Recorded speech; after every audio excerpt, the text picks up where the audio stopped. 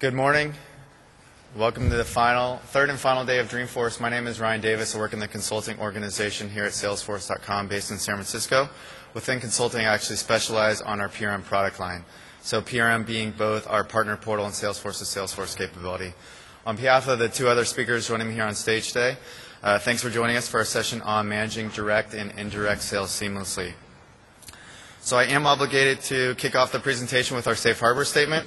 We'll consider it covered at this point and jump right into the agenda for the next 60 minutes or so. So we do have quite a bit that we want to show and share with you over the course of the next 60 minutes, both from a slide perspective and also from a demo perspective here.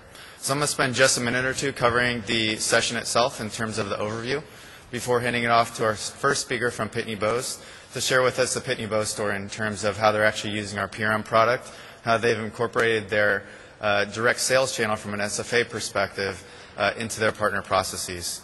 And then I'll hand it off to our second speaker from Imperva, who's going to show us kind of a compare and contrast that to how they started from a direct perspective using our SFA product, incorporate partners into that process.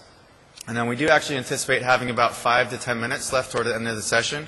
And so during that component of the conversation today, we'll go ahead and take questions, comments that you may have during the course of the presentation. So I would ask, just in terms of the question portion, please hold your questions and comments until that time. We do have quite a bit of info that we do want to cover during the course of the session. So just in terms of the context of the conversation today, so I know over the course of the past 2 days you've seen this slide to a great extent in terms of the Sales Cloud. We are actually talking in context of the Sales Cloud today. And so it's really the Sales Cloud 2 is the new marketing for this particular slide. But when we think in terms of the Sales Cloud, whether it's account contact management, which is what our Pitney Bowes speaker is going to talk a bit about, whether it's lead and opportunity collaboration, which both of our speakers are going to touch on, we're really focusing on different aspects of that Sales Cloud. But the one aspect in addition to that in particular that we're talking about is the partner component of that. And really from a partner component, we define that both from a partner portal perspective, as I mentioned earlier, and from a Salesforce to Salesforce perspective. The scope or the context of the conversation here today is going to really focus on the partner portal aspect of this, but you'll hear our speakers highlight what their plans are from a Salesforce to Salesforce capability in the future as well. And so having said that, it gives me great privilege to actually introduce our first speaker. Mike Thomas comes to us as his Director of Alliance Marketing from Pitney Bowes. I've actually had the pleasure of working with Mike over the course of the past year and a half or so, and starting off with his initial PRM pilot. And I've actually been on the periphery of what Mike's done there at Pitney Bowes in terms of that pilot progressing into a full-blown implementation of our PRM products. So it's a great story. Mike's actually going to step up on stage here and actually share that story not only from a slide perspective, but also he'll show us the application in terms of what the direct sales team uses today and what the partner portal looks like from a Pitney Bowes partner perspective. So having said that, Mike, I will turn it over to you. Thanks, Ryan. As Ryan said, my name is Mike Thomas. I'm Director of Alliance Marketing. I have responsibility for our global marketing program, which includes partners across the globe, and also for the infrastructure that supports those. So we have 3 missions in our group. 1 is to recruit new partners, 2 is to help those partners become more successful, and 3 is to develop the systems that make all that possible. A little bit about Pitney Bowes to start out with. You probably have heard the company. We're the postage meter folks, or at least that's what we've historically been known as. The business Pitney Bowes acquired a bunch of businesses over the last 5 or 6 years in the software area, and we're actually now one of the top 100 software companies in the globe too, which you probably didn't know. 2 major acquisitions over the last few years are MapInfo, who specializes in the GIS or location intelligence business mapping, and Group 1 Software, which has software in high-speed document production. We produce all the invoices, for example, for American Express, and a whole bunch of related technologies around mail and other areas. So we sell primarily into the enterprise space. We've got locations all over the country, all over the world, and we have about 1,700 employees and about $400 million of revenue. About 20 or 25% of that, about 25% actually right now, goes through partners. So partners are very important to us, and that number is expected to actually triple here over the next 5 years. So we've got some very aggressive goals in terms of growing our business, about a 20% annual compounded growth rate, and so we've got great plans for our partner program. Just to give you a sense of how our business is structured, as I mentioned, about 25% overall of our business goes through our direct sales organization. It varies dramatically throughout the globe, though. In some locations around the world, South Africa, for example, and China and Japan, about 100% of our business goes through partners or distributors. So it varies anywhere from a smaller percentage here in the U.S., probably 15 to 20%, to 100% around the world. But direct sales continues to be a very, very important part of our business. And actually, as I mentioned, the channel is becoming more important. So we go to market through three different techniques, basically, in the indirect way. One is through our OEMs, who are taking our software and embedding it into their solution. From the information in the red there is really the relationship that those folks have to our direct channel. So they're independent. Really, there's no conflict or no collaboration with our OEMs. The second group is our resellers. And our resellers are from all different kinds of sizes, from very small companies, mom and pop shops of 1 and 2 people, all the way up to very large resellers of our product or distributors. And in many cases, they compete directly with our direct sales channel. So that's where we have spent a lot of time in implementing our PRM system. And then the final group are large systems integrators like Accenture, IBM Global Services, EDS, Deloitte, and others, who we actually go to market hand in hand with. So we sell directly to their customers along with them. So it's a joint or collaborative effort. Just to give you a sense of how our implementation went, we actually started with our PRM before we did our CRM. We had a need to address a problem in our business with our partners. We had 2 portals that were from the 2 different companies that were acquired that were really not meeting the need, and we decided to go ahead and implement something even before we made the decision to go with Salesforce.com as a company. So last fall, as Ryan mentioned, Ryan and I worked together to begin the design phase. We went into pilot in the 4th quarter of last year. We learned a tremendous amount. We had about 12 partners from around the world in that pilot, and we found out lots of things that we were doing right or that we kind of guessed right on, and a lot of things that we could improve on. So that was a very valuable process for us. In Q1, we went live globally with our content only. So we weren't ready really to roll out opportunities and leads and some of the other functionality that we've now got. We went with content only to address the most pressing need, actually. And then this summer, we actually went live with the whole August 24th, I think it was. We went live with the entire system. Simultaneously through this year, we've been implementing our CRM system.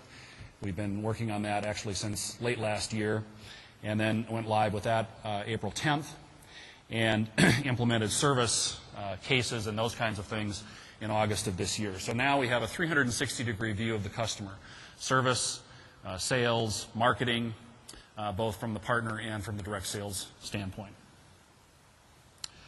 So the real issue here, and the topic that we've come today to talk about, is how we live together with the direct and indirect organizations in the real world. And there, again, are 2 models that we've pursued. The first is the collaboration model, where we have great relationships with typically very large companies, very large resellers or systems integrators. Our goals, which are listed in the bullet points there, really have been to increase awareness. Many times our channel managers, or alliance directors as we call them, are working with those large partners way in advance of opportunities becoming sort of real. So what we try to do is work with the direct sales team to let them know that these opportunities are coming down the pipe and that they are going to become real sometime in the future. So we use our deal registration or opportunity registration process to do that. In many cases, there's a teaming agreement, a formal agreement. That's recognized in the opportunity as an attachment. We go through an opportunity registration process, not really to protect anybody, like we'll talk about on the other side of the equation, but really to let them know that this opportunity is there and coming, and they can use it sort of as almost as a pre-forecast. And then at some point, when the opportunity becomes real, so to speak, we hand it off to the direct salesperson. And the direct salesperson actually becomes the owner of that opportunity, and then they take responsibility from that point forward. The channel manager or the alliance director continues to have involvement with that opportunity, and depending upon the nature of the agreement and the relationships that they have with the client and with our partner, they would be either more or less involved in that opportunity. But it's a very, very collaborative kind of a model. On the other side of the equation, we do have direct competition between our sales and our direct sales team and our partners. And again, what we found is that awareness is really the key.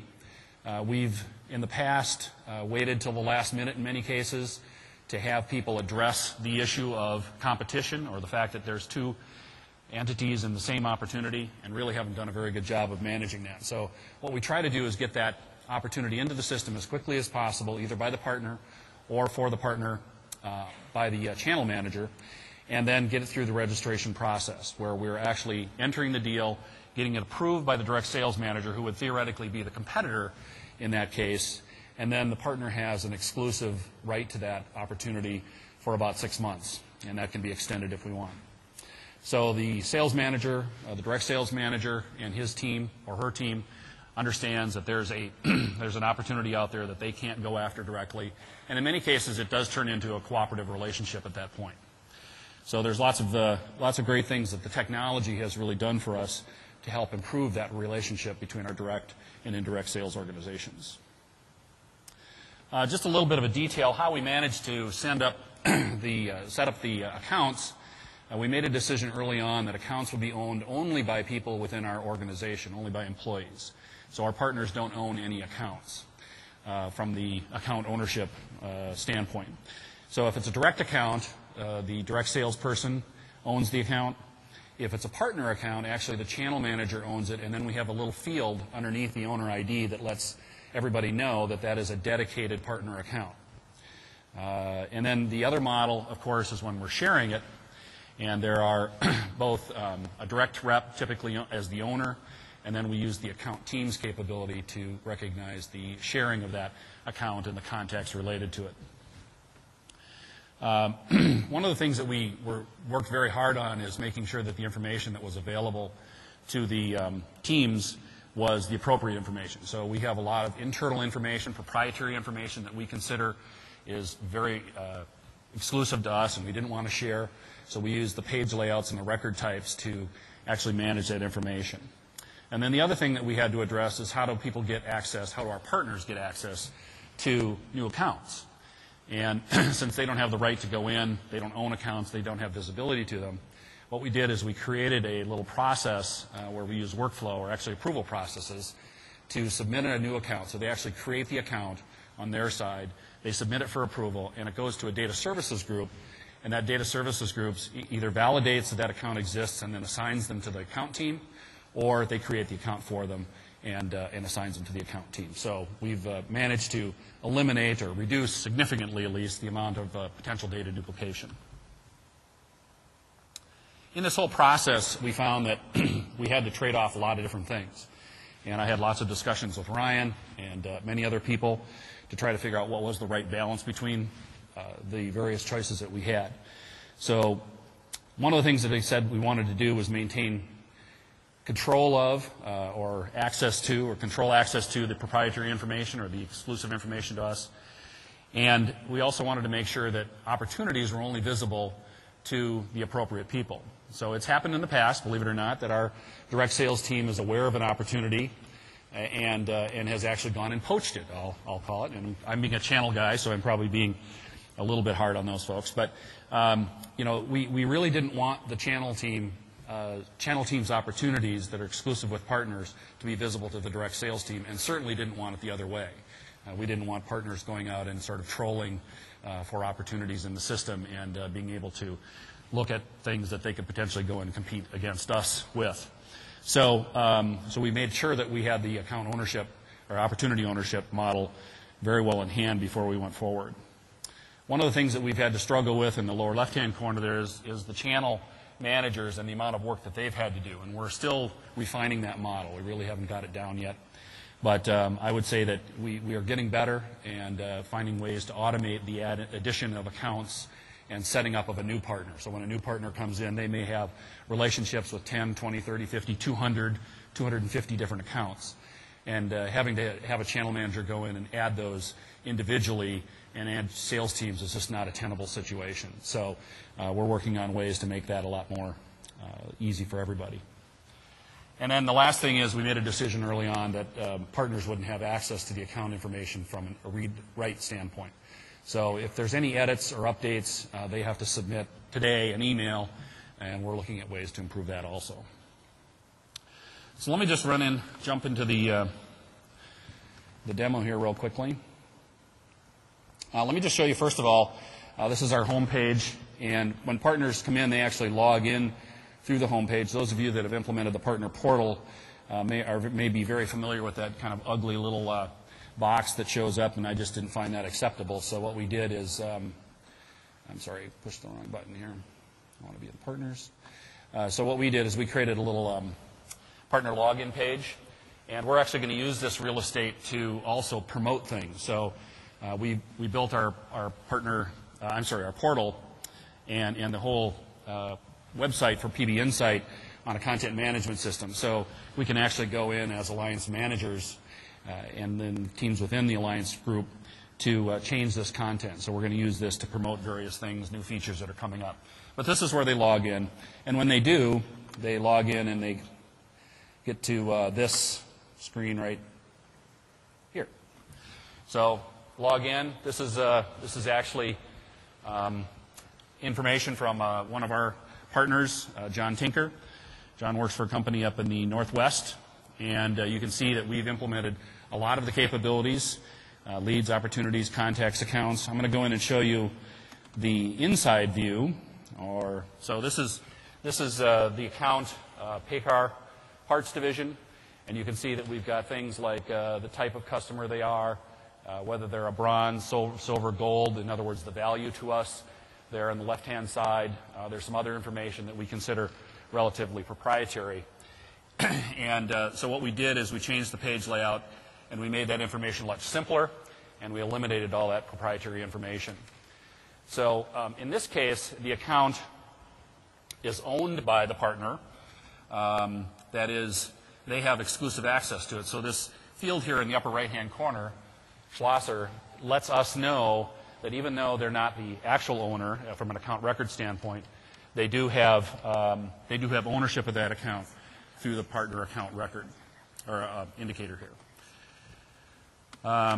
We go over to the opportunities. Here's an opportunity. This is an opportunity that has it's actually been registered, and I wanted to show you a couple of things about this. Our registration process is keyed off of 3 key fields in the system. These fields right here: the region, the sub-region, and the vertical. So that determines which direct sales manager it goes to and gets approved or hopefully approved or rejected. Once it's approved, we actually change the page layout, and we make it in the upper right-hand corner. It shows a registration status of approved.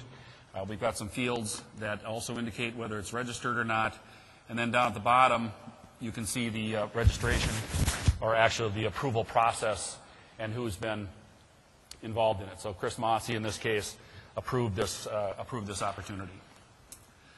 So it really is a great way for everybody to know what's going on. And then on the home page, we implemented one of the little add-ins that comes on the partner, or on App Exchange, that allows you to track approvals. There it is, finally popping up. In the middle there, you can see that there's 2 opportunities that are actually in process, or one's been approved and one's been removed. So that was one that was rejected, and they basically withdrew it. So we've got kind of a good way for the partner to actually figure out what's going on with things that they've submitted. Another thing that we've implemented is the what we call joint solutions. So joint solutions are those opportunities that we're pursuing with those very large companies that we talked about earlier, Accenture, EDS, et cetera. So here's one with Deloitte. Actually, Ryan and I worked on this together. We created this joint solution object. It's a custom object, and it goes in and it really describes what the nature of that relationship is, what products from our standpoint are being integrated into that solution, how they go to market, how we go to market with them, what kind of joint marketing and technical resources we've got, just a lot of really great stuff that the Alliance Director enters. And then as we create opportunities, we actually log those opportunities against these joint solutions.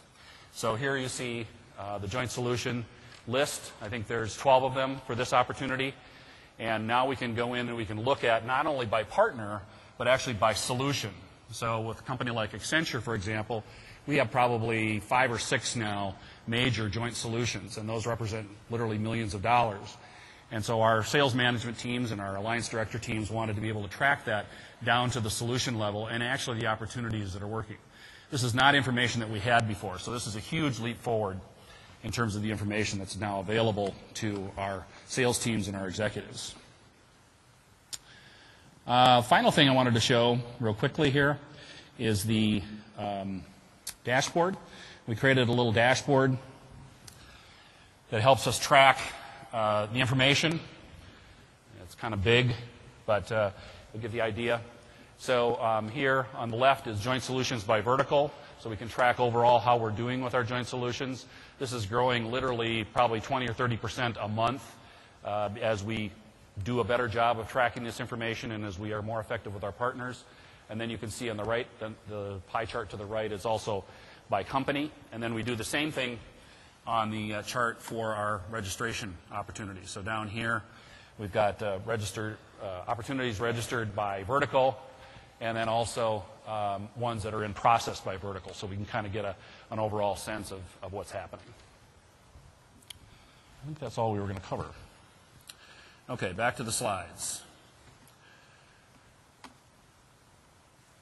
So what did we learn? We learned a lot. The rule, and I've been told this many, many times and have taught this to people that have worked with and for me, you got to communicate. Well, it's just, you can't communicate enough. And we continue to find that our partners and our internal employees that are supporting those partners and working with those partners forget the little things. They forget the big things sometimes. So we continue to find ways through our webinars, through e-letters. We have a weekly newsletter and also a monthly partner call. We've got all kinds of techniques that we're trying to use to reinforce information. The other thing is, again, obvious, but people are busy. And believe it or not, our partner portal, for them, is not their top priority. And again, kind of obvious information, but we need to remember that as we implement new things. We're implementing cases next week, for example, and I know that it's going to be middle of December, and people are going to call up and say, hey, when did that show up? Even though we've got a marketing plan and a communications plan that will hopefully let them know that that's coming and is available to them. The other thing that we worked very hard on is establishing trust. We have a spotty track record, or we had a spotty track record with our partners, of making information available to the wrong or right people within our organization. So I worked very hard to make sure that they understood that we knew what their needs were and their perspective was, and that we built that into the system. And the nice thing was that Salesforce.com was able to support that security model that we wanted. The high-touch approach, again, we've tried to find ways to get in front of people. Our channel managers are trying, as they go out and meet with our bigger partners, to reinforce what we've done in the partner portal. We had a tech conference a few weeks ago. We had 33 partners in at our corporate headquarters. We reviewed information. We had a hands-on session, and continue to find ways to make that more real for them. And then the other thing is that we found that champions can make a huge difference, both internally. We've got a couple of channel managers that are just real big fans of Salesforce.com, and also we've got a few partners. And they continue to test us and drive us and actually provide inspiration for the rest of the team. So here's what we've got planned. We've got lots of things planned. Many of you may have seen the partner locator yesterday morning at the Dell presentation. We'll be implementing that here this quarter. We're implementing cases next week, as I said. We're putting in business planning. These are all AppExchange applications. And the business planning piece we're going to be using for the 2010 year. We're adding additional approval processes. Asian language support is very important for Japan and China and Korea. So we'll be doing that. We're going to be doing pilots with Salesforce to Salesforce connectors in Q1, and then hopefully rolling that out to more of our partners. And then we're doing a lot of work around regionalizing our content and making that available to the appropriate people. So we've got a lot planned, and hopefully it'll continue to please our partners. That's it, Ryan. Thank you very much. Perfect. Thank you, Mike. It's a great story, and we look forward to hearing more about what you're doing in the future from a roadmap perspective and future conversations. So I'm going to go ahead and just close some of these windows as we get set up for Jane.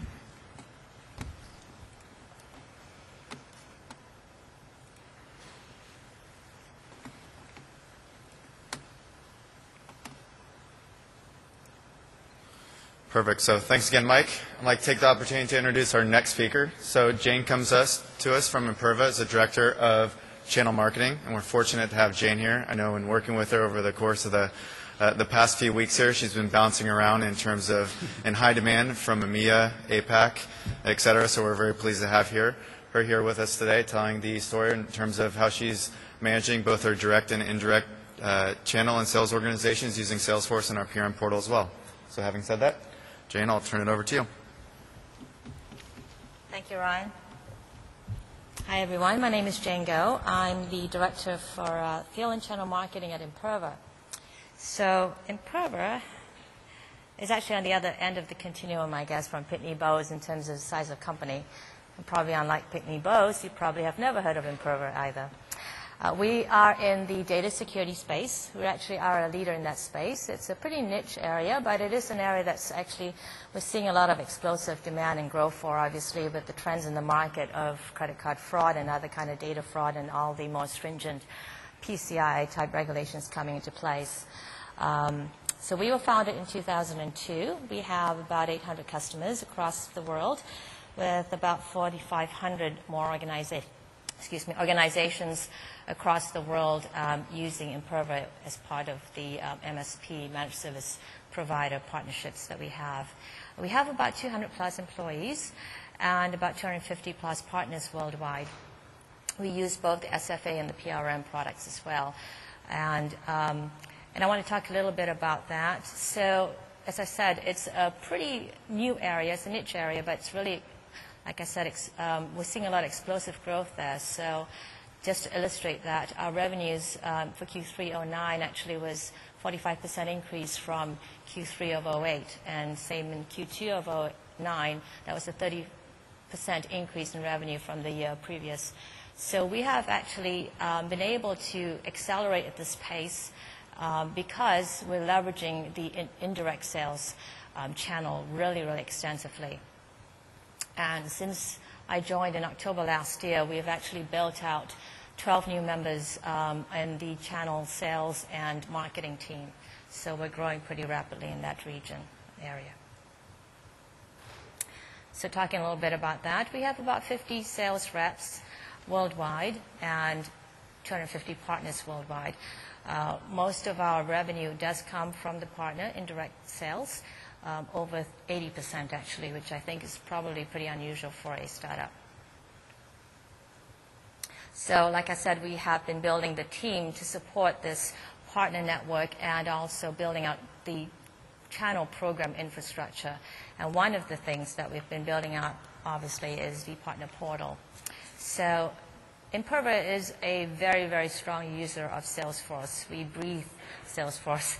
All of our pipeline, direct sales and indirect sales pipeline go through our Salesforce CRM, and also all the leads for everything goes through that. Marketing activity is tracked and reported through our Salesforce CRM as well. So, and actually all of our users, every single employee really at Imperva has access to Salesforce.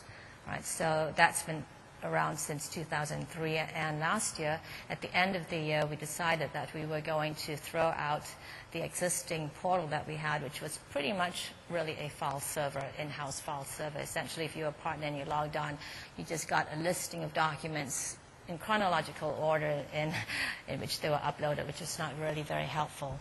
So we wanted to have a real portal, real partner portal presence. And last year we were looking at some of the major, I guess, portal systems in the market and settled on the PRM system, mainly because of the tight integration, obviously, with the SFA or the CRM, as we called it.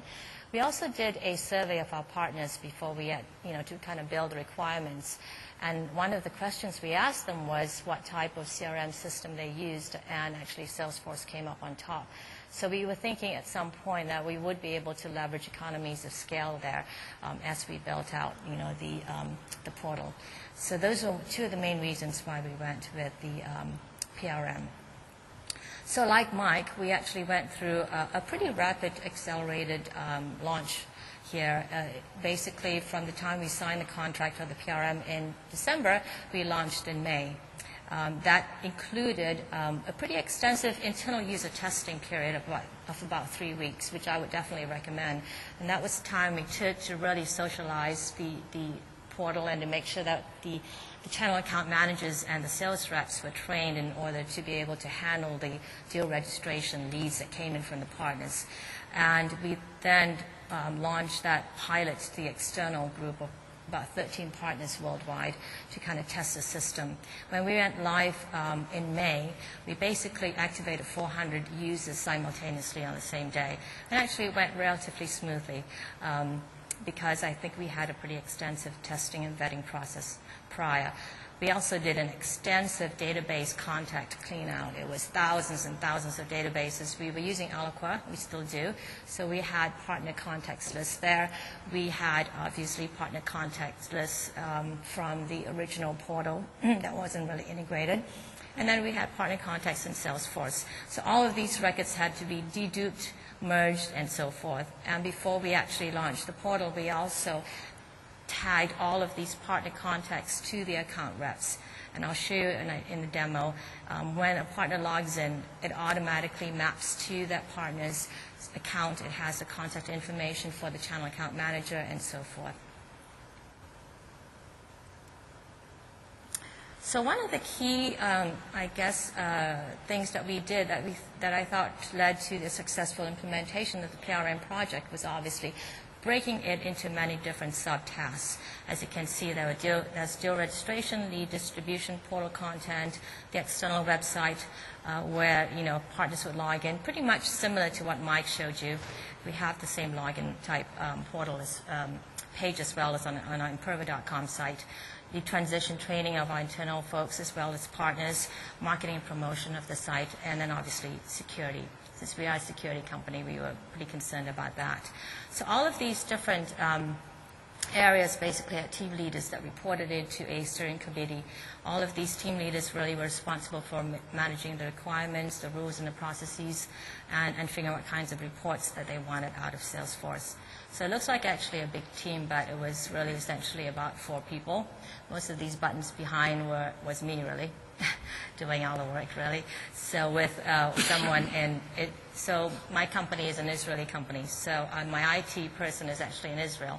So it was an extra challenge there. So she and I basically kind of ramped up and worked. She had one developer on her staff, and we had an outsourced Salesforce consultant as well helping us, and a sales ops person, cleaning the database. But that was about it. So I think one of the nice things I found in retrospect in using PRM is you actually could ramp that fast. And I'm by no means a technical person. I'm a marketing person. I was able to really kind of upload and understand the system pretty well and upload all the documents, tag them, and so forth. Well, actually, the other thing that I wanted to say, too, is that none of us had any in-house knowledge of ever ramping up or launching PRM systems. So it was kind of a, by the seat of the pants type of implementation.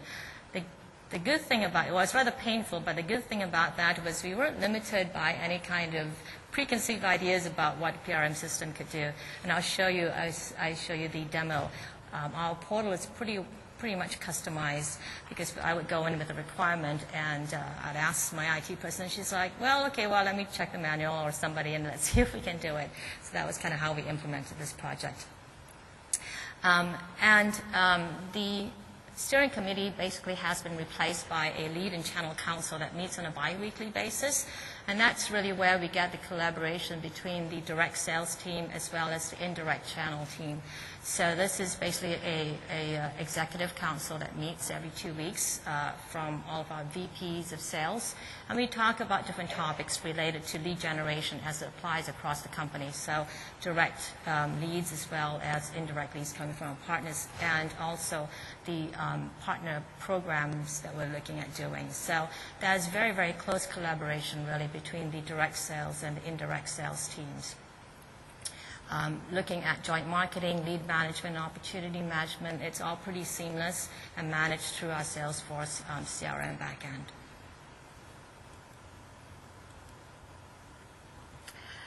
So leads, and I'll focus mainly on leads because I'm a marketing person, come in through really 3 different areas. Improver generated, right? These are direct activities from everything from trade shows that we attend to website leads, Google ads, any webinars and so forth. And then we have joint events that we do with our partners. All of these basically are tracked in Salesforce. We create campaigns for every single activity, marketing activity we do, and the leads are fed in. And we have leads dashboards. All of these leads are merged. We have leads forecasts, goals that we have to do for each region. And then the partner-generated leads are specific really to the PRM. These are deal-registered leads that come directly that the partner actually brings to us, net new opportunities and leads. All of these leads basically are queued up. The Improver Generate and the joint event leads are queued up automatically into various inside sales reps by territory and region. And the exception there is the partner-generated leads are basically managed directly by the channel account managers or the sales rep if there isn't an account manager in the region. And then they work directly with the channel partners basically to drive and close that particular lead and opportunity. We also have really quite a lot of interaction going on between the inside sales reps and the direct sales reps and the partners. So like I said, that's a lot of synergy. One of the nice things that I think my company management has done is they have taken away somewhat of a conflict of interest there. So all of our reps, regardless, inside sales reps or sales reps, are spiff and compensated for any deal. It doesn't have to be even if a partner brings it. So there really isn't, trying to go direct versus, sharing with a partner. Talking a little bit more about the deal registration leads. We actually had a web-to-lead registration process, basically a web form on our website that was integrated with the back-end CRM. It was on for about 18 months prior to the launch of the portal. And since the launch of the portal, we've actually increased the number of deals registered in the PRM by over 300%. So actual numbers, 154 leads were registered in the 18 months that the web-to-lead registration form was available. To date, we have 547 leads registered on our portal, net new. How do we do that? Well, one of the things we did was we tied all the leads for the partners to spiffs.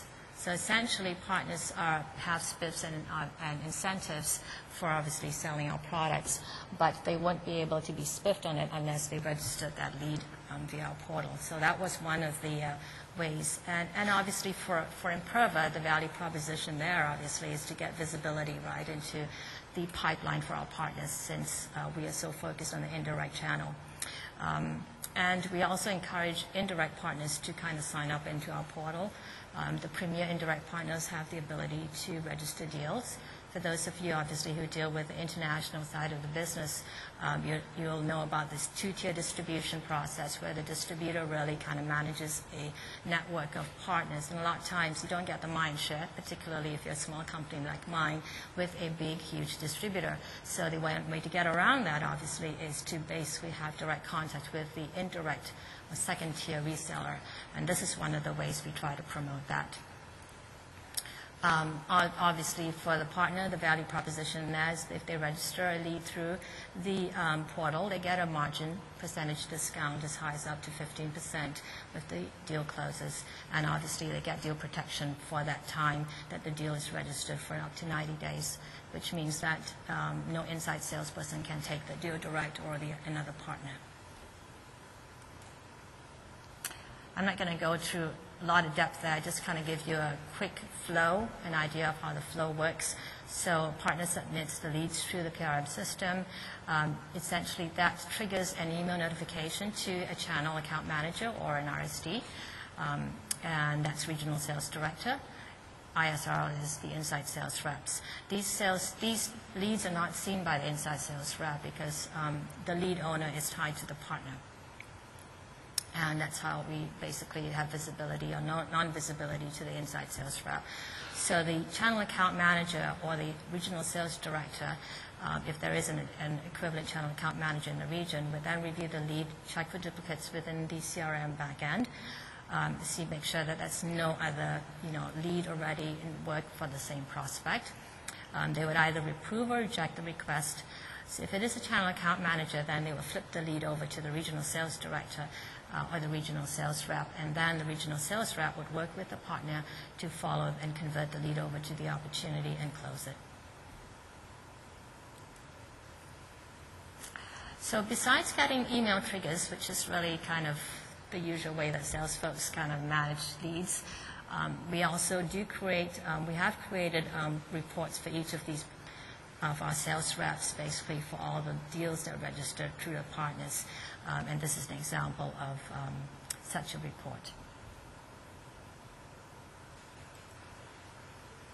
So I'm going to go into the demo right now.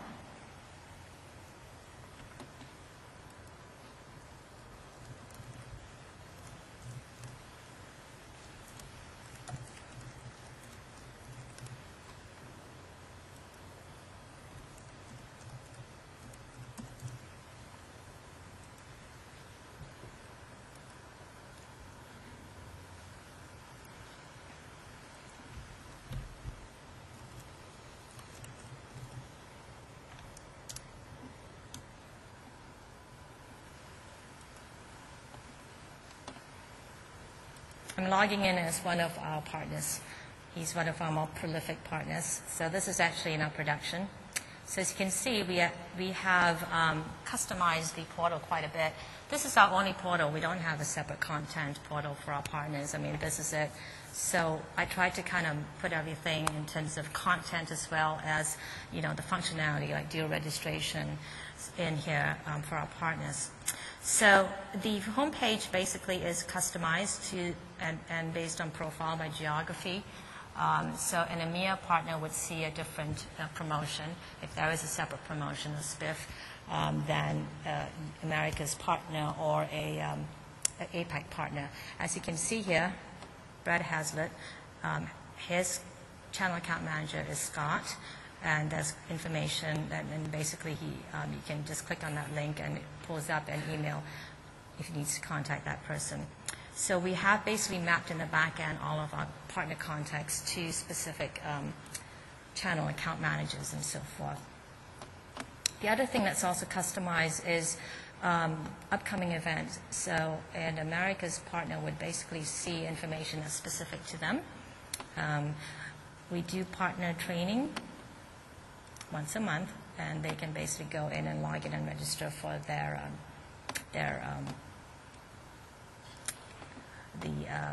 webinar, okay, through this portal as well.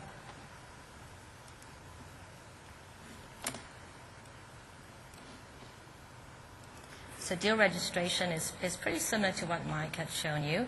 So essentially we have the basic fields that are required, and the queues are basically routed by either country or zip code.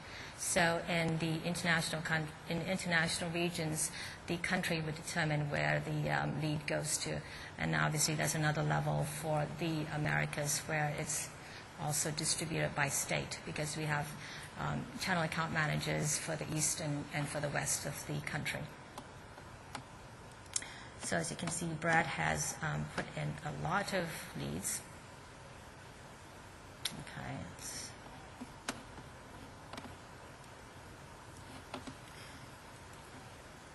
And he's got basically one opportunity that's gone through. So you can see this is basically the information that's provided for that lead.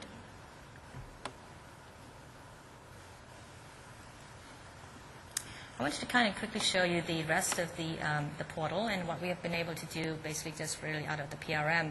So here's the products page, and essentially it allows partners to basically look for information by product. They can look for information by solution type as well. They have information about the program, which is your basic tiering of products, partners I mean. And marketing has some information that's relevant to the marketing folks. So each of these tabs here are somewhat content specific. So marketing tools kind of just pop up when a marketing person comes to this site and clicks on this tab.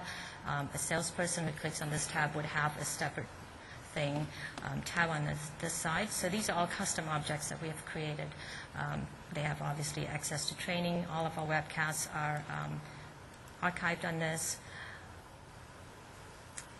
So we have used, we have done extensive usage of the workspaces. Since we have quite a few licenses, we have quite a bit of content space. So today we have over, I think, about 182 documents that have been mapped. And this is one of the nicest things, I think, about this PRM system. So if you tag all of your documents, you get this nice tag cloud that comes up. So all of our documents that a partner would use, data sheets, white papers, webinar information, presentations, they're all available. And again, we have them profiled, so a partner that is a technology partner or an alliance partner may not have access to some of the more proprietary information, like competitive information and so forth. So this basically pulls up all the documents that have been tagged with that. I don't know if you've had a chance to look at the demos of the system, but this is a nice feature that comes basically out of box. So you can basically preview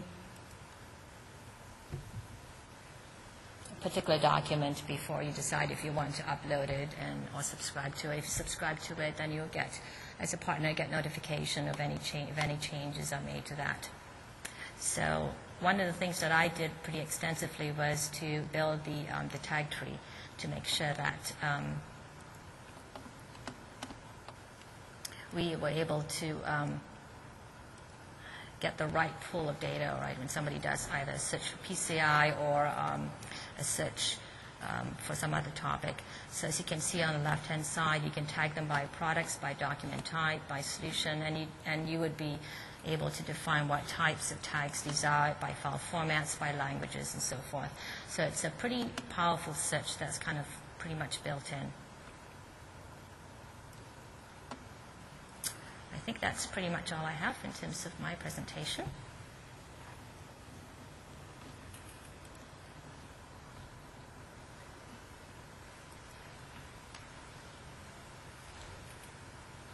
So here's the profiles that we've done. So pretty much any animal that's kind of under the partner type has access to the portal. So resellers, distributors, indirect resellers, MSSPs, hosters, global SIs, technology partners, referral partners, auditors, and so forth.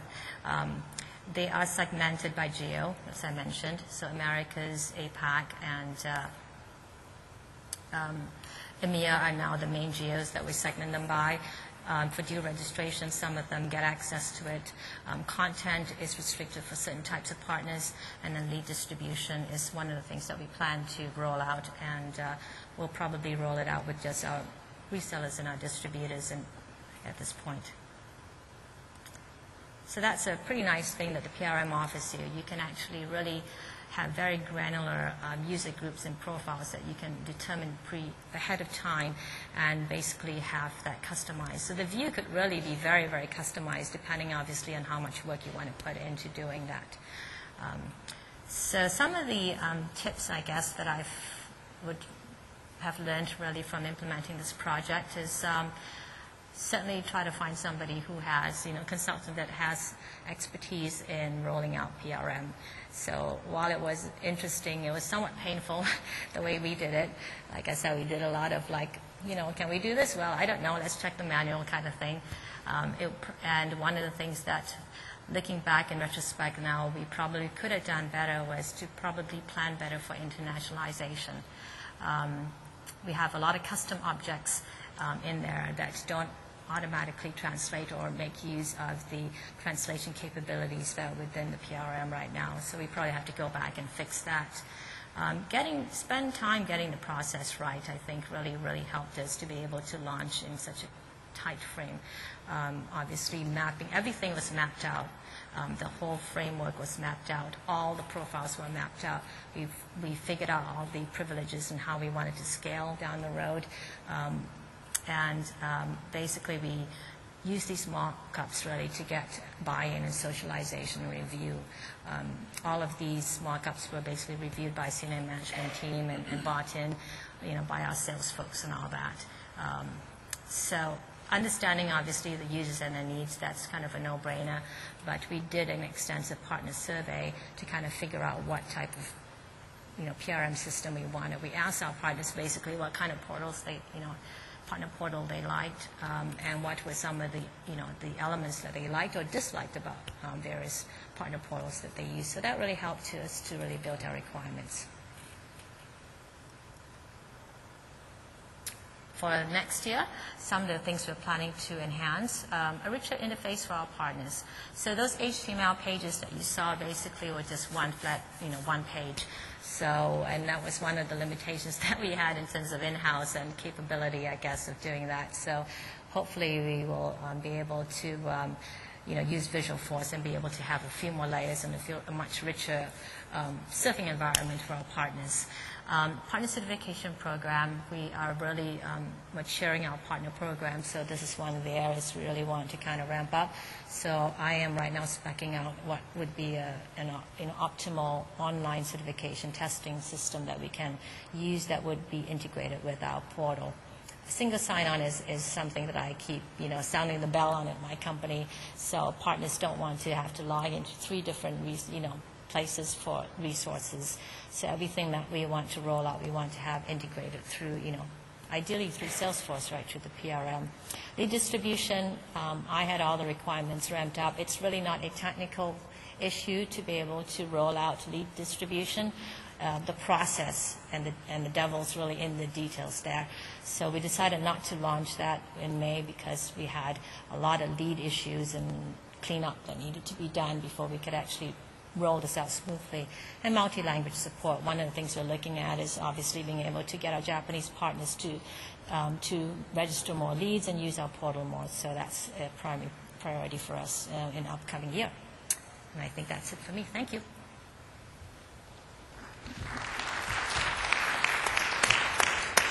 And thank you, Jane. So I know we're getting toward the end of our session. Just wanted to wrap up with some of the key themes or takeaways. So whether you've already rolled out a portal solution, whether it's partner portal, Salesforce to Salesforce, hopefully some key takeaways, ideas to take back to your current implementation, or whether it's something that you're considering in the future. So hopefully we've shown you here today that partners can be incorporated through any number of different processes. So Mike, during the first part of the presentation, showed us how you can actually start with PRM and then actually take that PRM and transition into an SFA or a direct rollout of your sales organization versus how Jane and Imperva approach things in terms of starting from an SFA or direct perspective and then actually transitioning into the channel or into leveraging your partners. Mike talked about how key communication is in the process. So the idea that partners aren't part of your direct sales community, they essentially might have different motivations in terms of working with different vendors, different competitors of yours. So over-communicating with that partner community. You heard both of our speakers talk about the quick implementation timeframes. So in Jane's case, a handful of months, Mike's case as well, in terms of the number of weeks that it took to get that partner portal up and running. The process starts sharing joint solutions from a Pitney Bowes perspective, deal registrations from an Imperva perspective as well. Then obviously you heard a bit about executive sponsorship is key, both from Mike and from Jane as well, from a steering committee and that executive council that they have set up there at Imperva. And hopefully some just general advice from our experts in terms of ideas that you can take to your current or future implementation. So having said that, we have just a handful of minutes left for any questions or comments that we might have raised during the session. So in the event that you do have a question, comment, I'd ask you just to step to the mic. We are actually recording the session, so we do ask you to come to the mic just in terms of making sure that does make the recording. So perfect. I think we've got our first question. This question is for Jane. How did you, in rolling out to your partners globally, how did you train them? Okay, so 2 things. We actually created a PDF, a getting started guide with lots of screenshots that was actually attached as we basically provide a login for our partners. So that just sent an email with the login information. I can say that probably a lot of them don't read it. So our channel account managers tasked to go and train, and they do a lot of training on site. So that's one of the things that basically helps. We have deal registration training. We have when we launched the portal, we did about 6 partner webinars in 2 days in all different geos. Those were recorded. And we probably will redo those again this year as we have new partners ramped up. So it's part of the onboarding process as well. So when you bring up a new partner or indirect partner, that should be one of the things that you do as a requirement. And obviously the salespeople, really, are tasked also to kind of pitch that as part of the SPIF incentive. Great question. Thanks. I think we have another question on the opposite side. Are you actually loading all of the POS customers into your Salesforce system from the POS reports from distributors? For me or for Mike? It's a huge amount of customers. Where are you being We're not. selected? Unless they're selling directly to them, we don't deal with anything that they're selling directly, other than if we have a support relationship with them. Okay, so you're not loading in the distribution customers. No. All right, thank you. My question is along the lines of the training question earlier and maybe a little bit beyond. In terms of partner certifications, how will those processes be handled? So once you do train, if that's in person, do you have a system to track the trainings to make sure that the people that are representing, in certain cases representing your brand or product, are certified or knowledgeable, and how is that process handled internally? Jane and I were talking about this earlier. We're both focusing on that next year. We certainly are. That's one of the limitations that we have today. We've looked at a number of different training and certification systems here. There's a company called NetExam that I think has a very good system. I don't know if we'll implement it or not, but we need something for that at all aspects of the partner enablement process. So obviously the portal is one key piece of that, but we also need it for lots of other aspects. So that's a key initiative for us in 2010. So we have fields in each of our partner contacts to track how many partners as they're trained. The partner SE's task is to update that training information so that we can actually have a good visibility into when they're trained, what they were trained on, how many were trained, and then we can generate reports out of Salesforce for that. Right now, the partner certification process is offline. It's a paper-based. Perfect. Thanks, Mike, Jane. So we actually are at the end of the session here today. I did want to thank everyone for attending, and I did especially want to thank both Mike and Jane for pulling together some content and obviously the demos and sharing with us how successful they've been from a portal and direct sales perspective. So Mike, Jane, thank you very much. And then if you do have any additional questions or comments, we will be outside the room immediately after the session. So if you'd like to take something offline with us, we're more than happy to talk with you afterwards. Thanks, everyone.